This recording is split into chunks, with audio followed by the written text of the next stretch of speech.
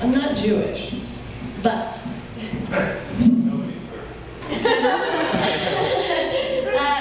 I'm convinced I was in a past life because I was surrounded by friends when I got to college that were all Jewish, and I sort of noticed this correlation between hippies and Jews. Like at Grateful Dead concerts or Fish concerts, there seems to be like this Jewish presence there, and I don't know, I think it's like the idea of tribes or something, and I don't know. I have a very close friend, sorry I'll stop the introduction, but I've been to Israel a couple times to visit him, and this is about him, and so yeah. I feel like we're part of it.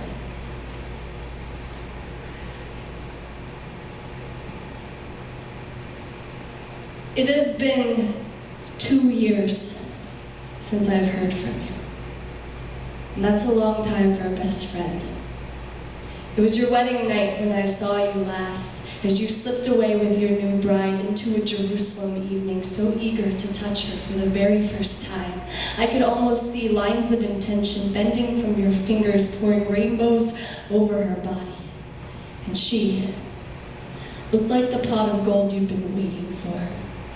After 4 years of rigorous Torah study, rabbi-orchestrated blind dates and blind faith that God would grant you the wife and babies your religion calls it holy to have, I emptied my savings to be there, you know. Because I love you, I shouldn't tell you that. But I want you to know that if I hadn't had the money, I would have scraped every last forgotten space for the thousands of coins it would have taken to fly me across an ocean to watch you wed, because I believe this is what friends do. I have watched you evolve from Grateful Dead-loving hippie to Orthodox Jew, voicing my concern only to ask the question, when you're married, are you still gonna hug me? Of course, she said. You'll always be the exception to the rule. And I was a fool to believe you. Forgot that too often spiritual pursuits are like driving in the dark. We set off with the best intention, gaze intently on the road ahead with the faith that eventually we'll get there, but life happens on the shoulders. And when you stopped touching mine because your wife and your religion instructed you to do so, I had a hard time adjusting to that. But I quickly turned the feeling of being slighted into joy when I saw how excited you were on your wedding night. And I knew it was only right to accept these things like I accept seasons turning, because learning to love at its core is really about embracing change. But it has been 2 years since I've heard from you, and you haven't shifted your focus so much as to switch into another lane. While in the darkness beyond your blinders is a flailing reminder of a friendship that helped build the car in which you drive. I'm still alive, you know. Love is not a rock.